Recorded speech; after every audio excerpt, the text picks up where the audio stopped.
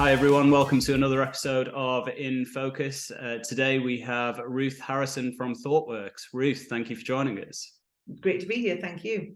No worries at all. Ruth, I'll start us off with the first question that I ask everyone. In your opinion, what is the most interesting or exciting thing about working in technology at the moment? There are so many things, but I think it's the quantum amount of new and emerging technologies that are coming that everyone is getting to grips with. But I have to say, I am particularly excited about AI. I'm also terrified about it as well, because I think we all understand that this technology has the opportunity to do amazing things, but in the wrong hands, it could also be a bit perilous as well. So I'm going to stay on the line of being quite excited by it.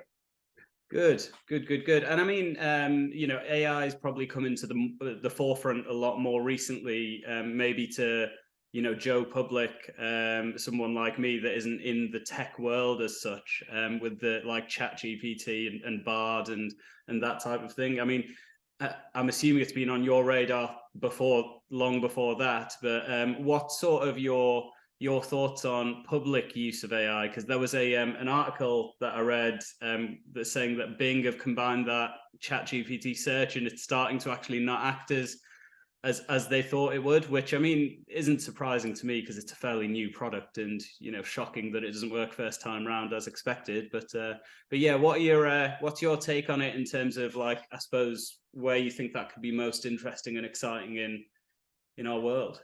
Well, it's interesting. I was chatting to someone last night who's a lawyer, and he was tremendously excited by the prospect of that type of technology driven by ChatGPT and other similar products in the ability to simplify mundane tasks, the reading and quantifying of legal documents, etc. So I think we can all see the value of, if there was a capability that allowed an industry or a sector to really optimize, as it probably would in that instance, that's great.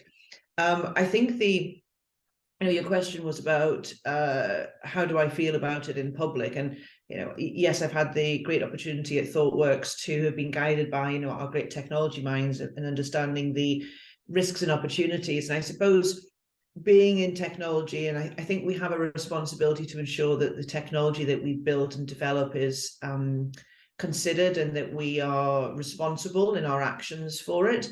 Of course, you touched about certain products not working. We know that there will be actors out there who will manipulate and could put in false data in order to start perpetuating the wrong kind of content out there in the ether. That is worrisome, because I think we're all very much attached to our devices. I've got one here, and like everybody, I'm hooked to it. I look at the news, and I'm starting to become quite skeptical about what content am I reading and what's its authenticity and provenance, and what is real and what is not. And I don't have a way of determining that.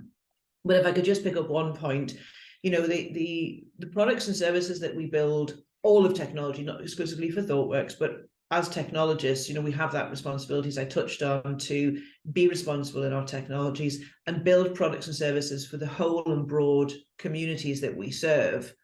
And if we are only building products for individuals that look like us and think like us, etc., then it's going to be very polarized. Now, there are examples of face recognition technology. I think you were asking my comments on, AI out there in the public.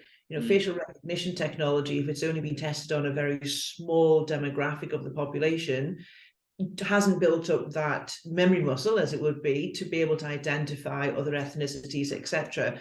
That's worrisome, and I think we should all be as technologists take that responsibility of ensuring that we are being well versed, well practiced, and well considered in the actions that we take.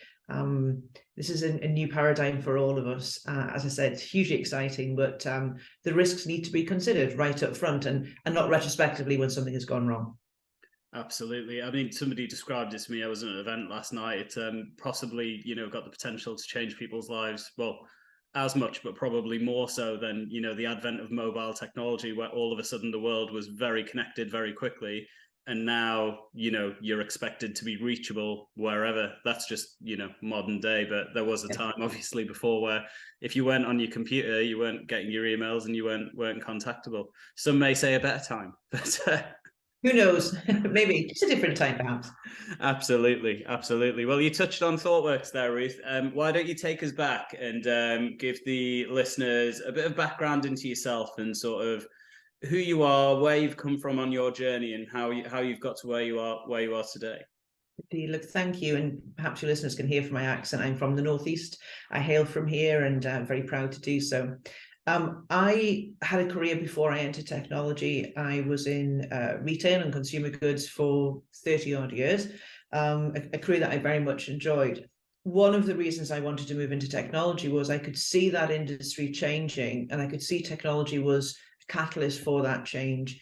But I wasn't sufficiently versed in technology to understand how I could be part of the solution and driving positive change. So I was becoming quite frustrated by it. But I knew I wanted to work in technology. My difficulty was I couldn't code. I was a middle-aged woman. At the time, I was probably the wrong gender, and it was a lot of things weren't stacking up in my favor. Anyway, nonetheless, ThoughtWorks, for your listeners, so that you know, are a global software development consultancy. We operate globally, 12,000 thought workers, and we really have recognition for our tech excellence. They were developing retail industry expertise. I had that track record. They had fantastic technology. And I think when you bring those two things together, when you bring industry and technology together, you can start developing products and services that are very attuned to the needs of the sector. So that was exciting for me. And certainly I could bring my skill set to that. And I've been with the business for 8 years now. Spent a period of time managing the UK business, being immersed in that and understanding emerging technologies, etc. And then more recently taking on the role of the global head of industry domains, where I work with our technologists in understanding the new and emerging tech trends, and then working with a team of SMEs, our subject matter experts, to really understand, well, what is the new and emerging data practices going to mean for different industries? What is emerging technology going to mean for financial services? What's it going to mean for mortgages and insurance? Because it will be different. And we have to understand that in order to better serve our clients and our customers. Excellent. Really good. And how do you think, I suppose coming in from that non-tech, non-traditional background into technology, I'm certainly seeing more of a focus than ever before on technology companies becoming more business-like, becoming more product-focused. So hopefully the journey now for someone with your type of background wanting to get into tech should be an easier one in theory. But, what were the challenges you found sort of coming from that non-stereotypical tech background, getting into it? And these, may not necessarily be challenges because ThoughtWorks may have had that covered off as such in general anyway. But yeah, really keen to hear your insights from that perspective. Sure. I mean, ThoughtWorks is a very progressive organisation. It's always supported diversity, equity, and inclusion, and so I benefited very much from that. So I was, my skill set was very much embraced as a collaborative effort. But I think what's interesting that you're calling out there is, if you're not from the tech industry and you're moving into it, I think it's better now for sure. And even in the 8 years that I've been doing the role that I have, I've observed that organizations now are recognizing that industry need outcomes. Every organization's P&Ls are pressurized. People need to be investing for certainty, or as much as they can. So they're looking for outcomes, and they're looking for all organizations, technology companies specifically, to provide outcomes, and outcomes can be better determined by that harmony of technology and business working collaboratively to understand. I think you asked about, what were the challenges. I think there were a few, but one of the key observations is that business and technology talk a different language, literally and figuratively as well. So whereas someone with my background will through learned behavior will speak of weeks and quarters, and have that very much arguably a corporate background, because that's how we've been educated to measure performance and to be measured amongst our peer group of industries. When you come into technology, it's very different.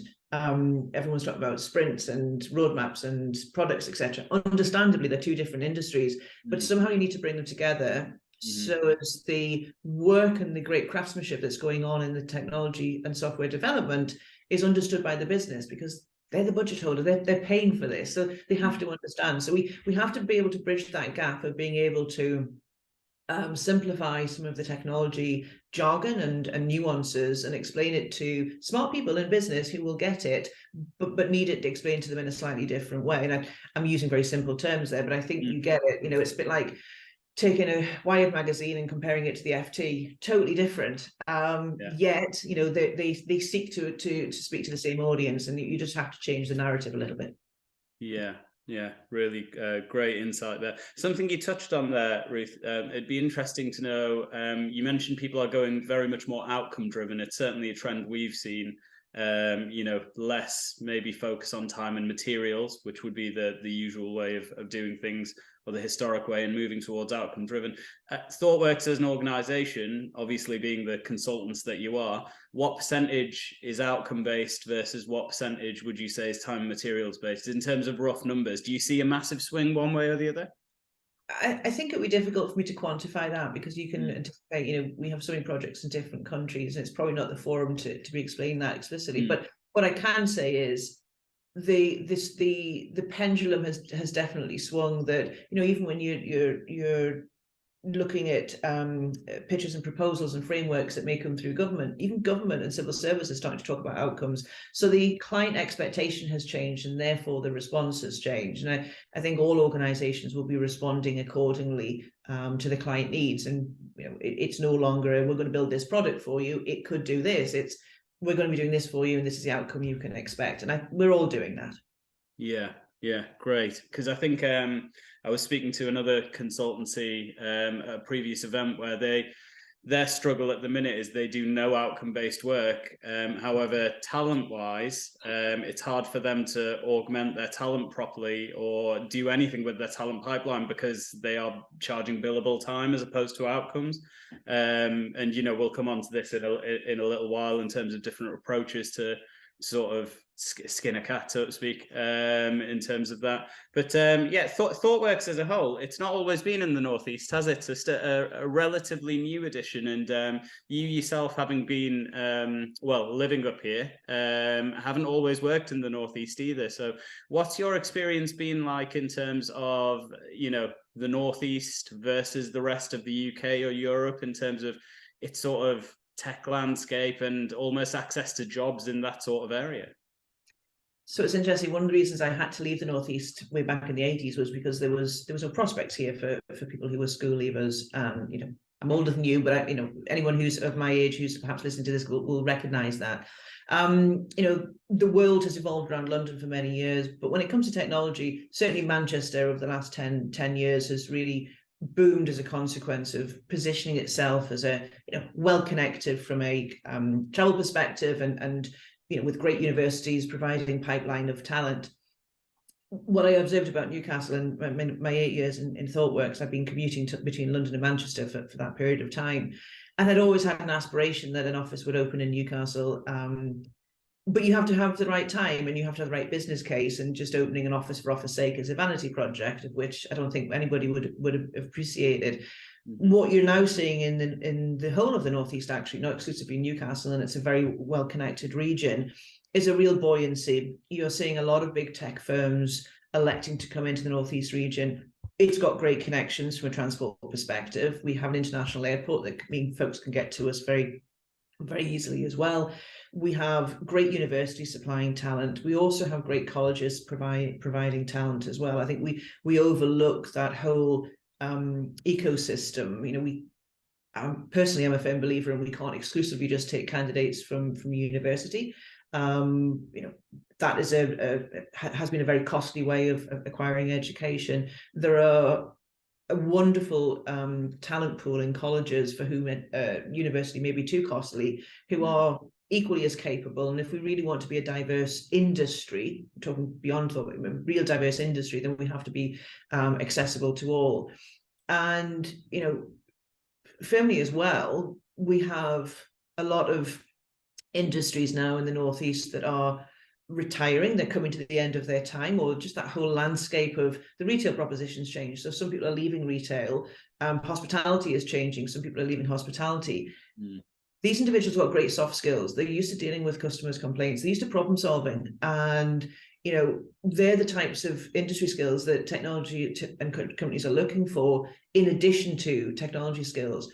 So if we can find a way of training technology skills for those who could be new to the industry, they're coming and joining us with a toolkit of soft skills that our industry is crying out for. And I think you're seeing that in a lot of industries, not exclusively in technology, but we can't overlook that. And also, if we're only going for university talent, we're only getting a talent pool of young. And if we're building products and services for everybody, then having a diverse workforce of age and attitude and background and ethnicity is critically important. The Northeast has a really rich long-standing history of being pretty multicultural, being very open, being very friendly. In fact, many people I speak to say, "Oh, I went to university in Newcastle. I still go back. I still see friends there. I didn't want to leave," or I've settled down and I've got a family here. And it's a great place to live. So apart from it being a great place for business, it's a great place for social as well. Geordies and all of the South Tyne folks, we're all very friendly. It is a comment you hear quite often of people that are either very London-centric or even from other countries. They can't quite believe how friendly people are in the Northeast. And I even heard it referred to last night as they were either trying to get me in some form of cult, or it is genuinely just a really friendly place. Yeah. It's great to hear, because it's good to keep that element of a culture in the Northeast. Now, you touched on it's a buoyant time, and it is, which is great. Lots of interest in the Northeast, lots of people coming to the region. That is something that brings its own talent challenge, because as much as it's a new talent pool for Thoughtworks, for example, it's also a new talent pool for the 7 or 8 other companies that may open at the same time.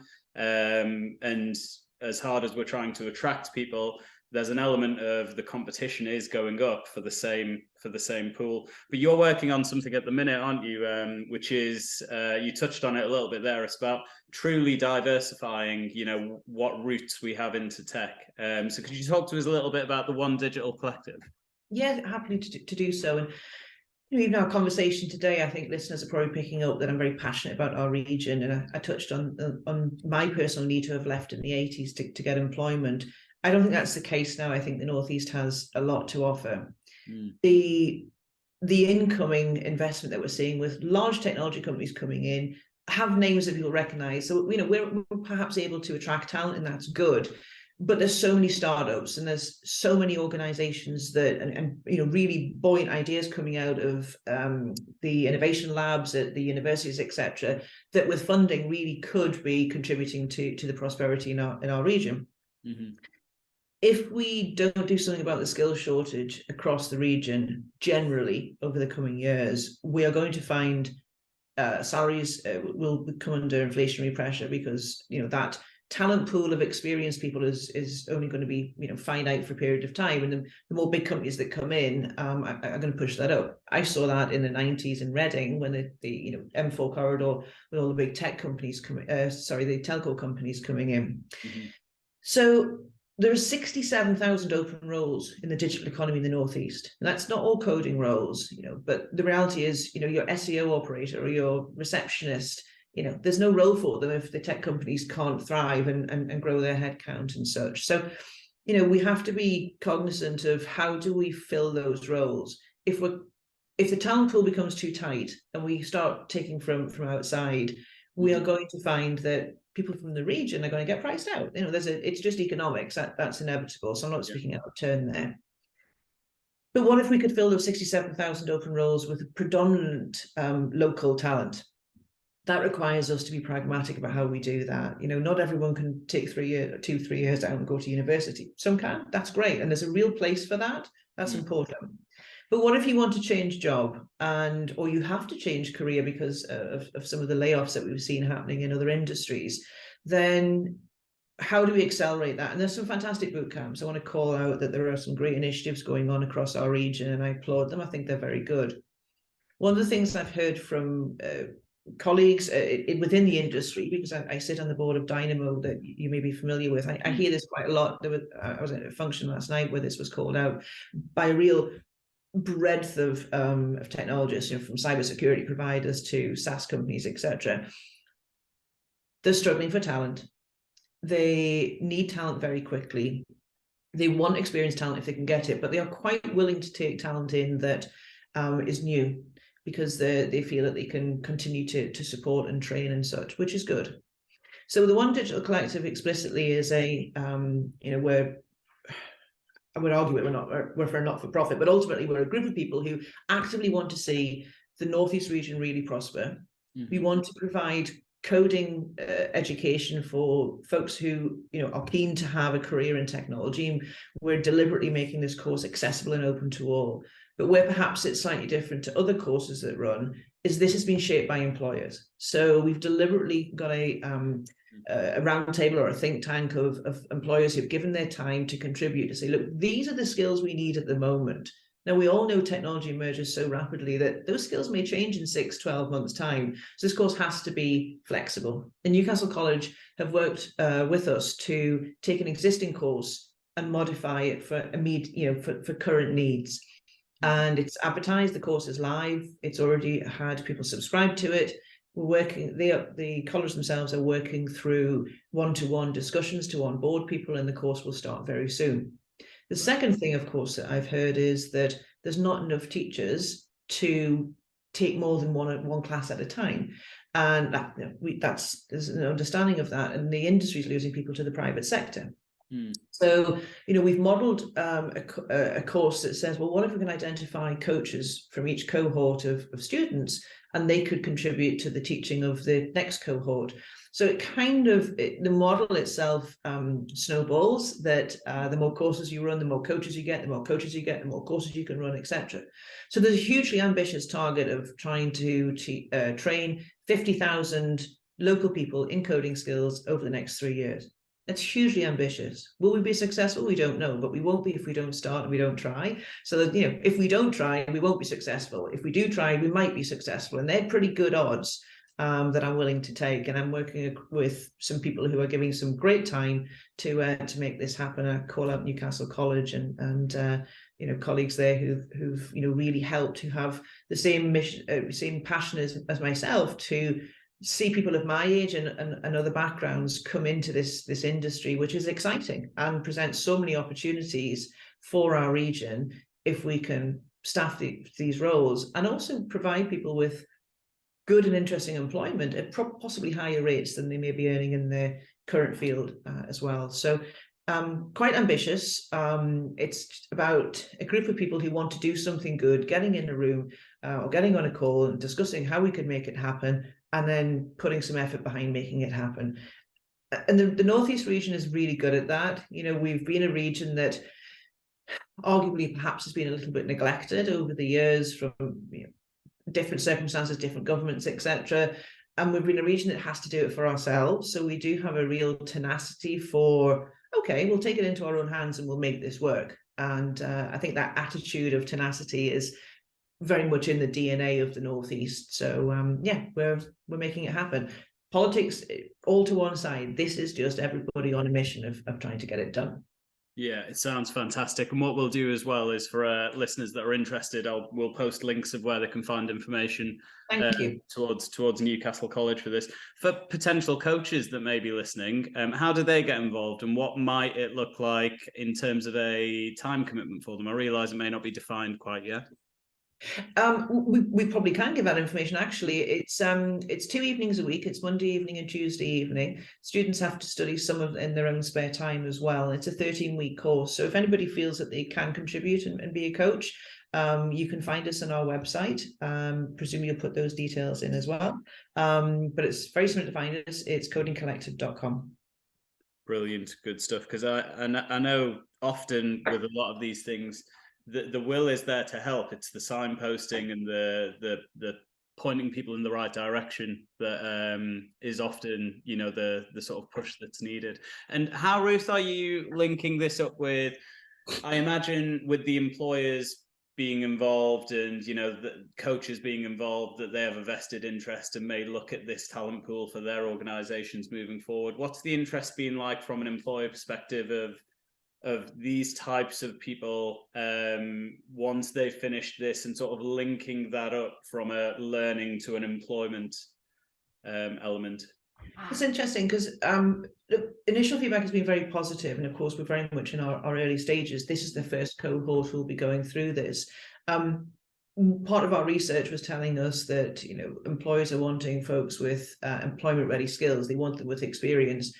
We can't give someone 5 years of experience. You just can't. But what you can do is you can run hackathons. You can run practical workshops where some of our employers are saying, look, we'll provide some engineers to do a mock scenario so folks can work through it with an engineer side by side, so they can start to get a feel for what it's like to build software and have some guidance from someone who's been there and done it before. So any contributions of that nature that can give learning students an opportunity to experience real world situations, even if it's in a classroom environment, that's better than nothing at all. We've also had a recruitment company who are willing to work with us on helping candidates build LinkedIn profiles and CVs, etc., because it's a new world, it's a new the new positioning, and they need to be found if they're going to be employed in a different sector, and that can be very different if you're moving from one industry to another. So we believe that we've covered all posts on how do we find candidates, onboarding them, putting them through, giving them some real life experience, giving them some tips and techniques as to how to be found and how to position themselves and how to create their profiles. And then, of course, getting out there into the world, we want to share as much of this as possible. So all of the technology companies coming into the region know that this is a potential talent pool they can tap into, as well as things like boot camps and universities, etc. We just need that real richness of candidates from a variety of different pools. Yeah, absolutely. And I think, certainly from my experience, I've been in recruitment just over 12 years now, 12 and a half.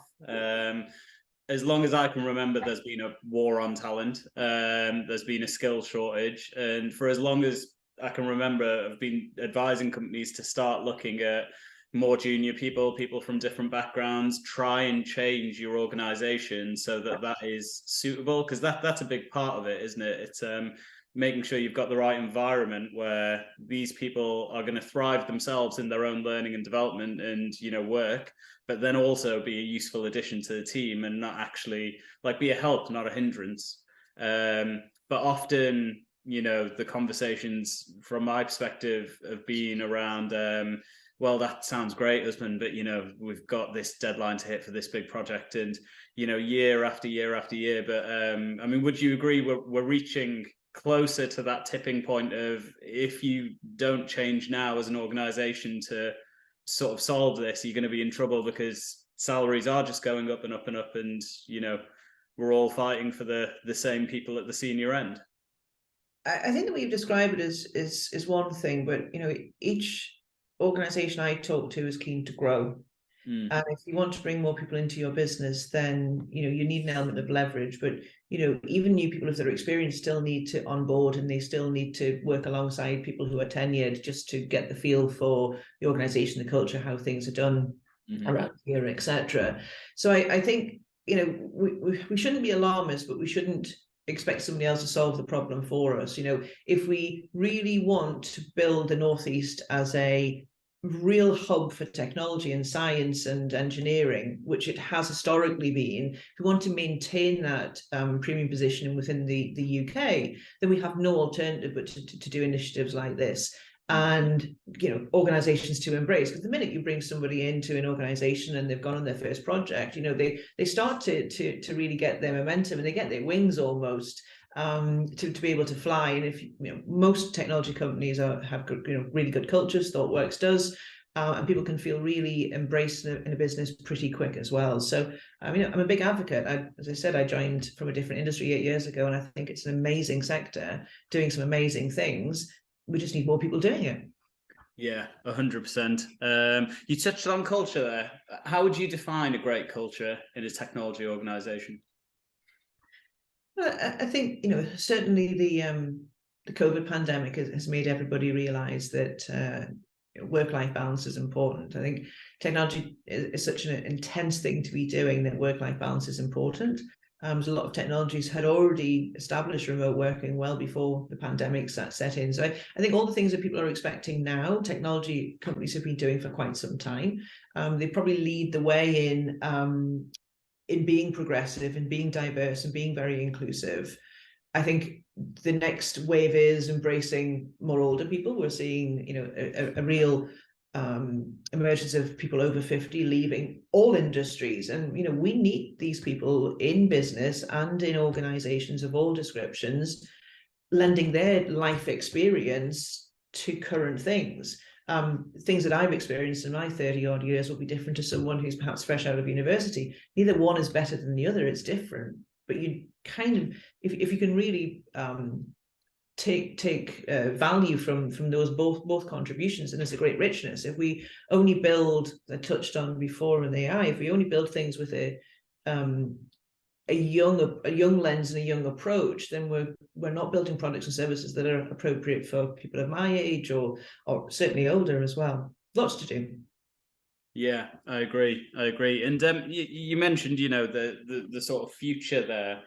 How do you think the sector will change over the next 5 years? What do you think's in store? What are the shifts that we may see if we took a glimpse into the future 5 years down the line? This is what working in digital and tech is now. Well, I think we sometimes lose sight of the fact that technology companies are businesses themselves, and they are as impacted by emerging and changing technologies as other sectors. That's a given. We are seeing a real change in the way that data is handled. We're becoming should be becoming a much more carbon neutral world. Everyone is very cognizant now. If they weren't before, they're very aware of their own personal carbon footprints, and I think the way in which we handle personal data will change. The way that we store data will have to change, because data storage has been a huge contributor to carbon footprint. Many people don't know that or make that association. So that whole industry is changing. New and emerging technologies will change our industry as much as it's going to change everybody else. And technology, whilst it's at the forefront of that our own organizations have to change and keep up and adapt. Touched on remote working, but there will be other ways as well. How will ChatGPT and things of that nature change it? I don't know. That's the reality. We don't know. But what we do know is emerging technology is happening so rapidly now. We have to ensure that citizens are digitally literate so they can keep up. Because if it's hard enough for business to keep up, then it's really difficult for Joe Public. And if we lose, we stand to lose generations of people, not necessarily by age, but generations of, the digitally savvy versus the non-digitally savvy. That would be a really bad divide. And if we're conscious of that now, we need to ensure that that doesn't happen, and that everyone has the capability to understand how to, book your doctor's appointment online or do whatever it is that is going to change. One thing we can be sure of is whatever you and I are experiencing today, it will look very different in 10 years' time. How? I don't know. But if we're conscious technologists, we can play our role in ensuring those products and services are good for society and not damaging of society. We have a huge responsibility over the next 10 years. Absolutely. I mean, it was in the press recently about, I can't remember where it was, a parking company where the only option was to pay by app. So if you don't have a smartphone, that you technically can't pay to park there. There's no cash option, there's no ring up option, but whoever's designed that has just assumed, well, everyone has a smartphone now. And it's a blanket phrase, isn't it? When everyone has a smartphone these days. We saw it in the pandemic, pubs and restaurants not allowing people, or only doing digital orders. And, that old gent who goes down to the pub for a bit of social interaction, maybe just has one pint and reads the paper and goes home, suddenly couldn't do that. Okay, that they're extreme examples, but they're really emotional and important examples of, a little bit of conscious consideration. And actually, how do we do that? If we're becoming a cashless society, what happens to the person who's had a cash pay packet all of their life? How do they make that transitional change? Lots to consider. And as I say, part of One Digital Collective's ambition is trying to consider these. We're just making a start. We don't know where that's going to take us. But if any of your listeners feel they can support or contribute, particularly through the Northeast region, we'd love to hear. We don't have all the answers. We just have an awful lot of questions. Great stuff. And coming on to, I suppose, the closing questions, which are well, I say quick fire, relatively quick fire, but just to get your thoughts on, Ruth. People getting into the tech sector now, from varying backgrounds, what would your advice be to them in sort of how best to either approach it or manage it or handle it? What's your best piece of advice for someone getting into tech now? Do it, absolutely do it. You will learn a lot, and it will be super exciting, and you'll be working with very smart people who can help you grow as an individual. Most companies now set themselves benchmarks. They get reviewed, best place to work, accreditation, etc. Look for things like that. Look for organizations that you'd want to be there, you'd want to be part of, you'd want to contribute to, and you'd want that confidence of being well looked after. Thoughtworks is being recognized as best places to work in the UK. We've got that. We have a ranking of 46 in the Stonewall 100 Equality Index. These are really good signs that external bodies have come in and had a look at your practices and your behaviors and your culture and said, yeah, this is good for certain communities who would feel comfortable and confident in this environment. They're really good, because a company can tell you they're wonderful, but when external bodies evaluate you and say, actually, thumbs up, this is a really good environment to be in, I think that's really important. And I'm a female in an industry that has historically been very male dominated, boys club, etc., whatever you want to whatever handle you want to use. And I think they're the types of things that as a woman coming into technology, I look at, and I think it's really important, and I'm very proud that our business has those, and puts itself forward to say, yeah, come and evaluate us. This is really important. Anyone can say they're great, but as I say, external validation is important. Absolutely. It's one of the challenges I often have as a recruiter is every job spec call that I do with a client, we've got a great culture. It's like, that's great, but they don't know that. You only find that out once you join, whether it's for you or not. But really good point there. In your role day to day, just in life, how do you define, success? And have I had a good day, a good month, a good year, whatever you're out to achieve? How do you sort of process that in your own mind? That's changed over the years. I think, my early years, it was, if you can get through everything on your to-do list because you were very task-oriented and you just knew how to churn through stuff.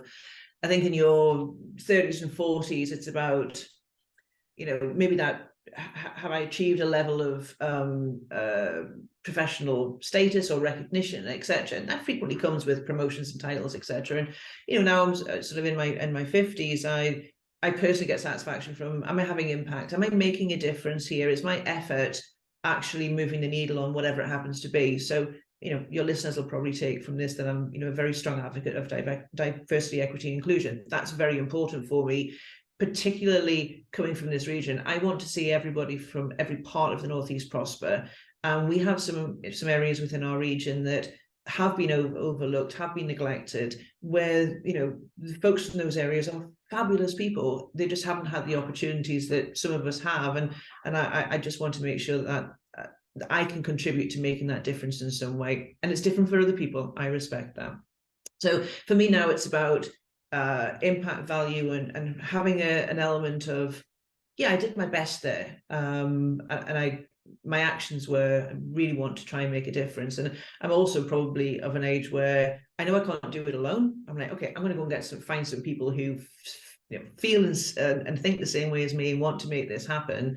And then we can move mountains. And maybe I didn't have the courage or the time when I was younger to do that. Yeah, really good insight. Final one, Ruth. What's the best piece of advice you ever received? Oh gosh. It's funny, I read something this week so it's very recent, and it was being a perfectionist doesn't make you perfect, it just makes you paranoid. So I kind of, it just made me really smile, and I thought, I'm okay with 80% good.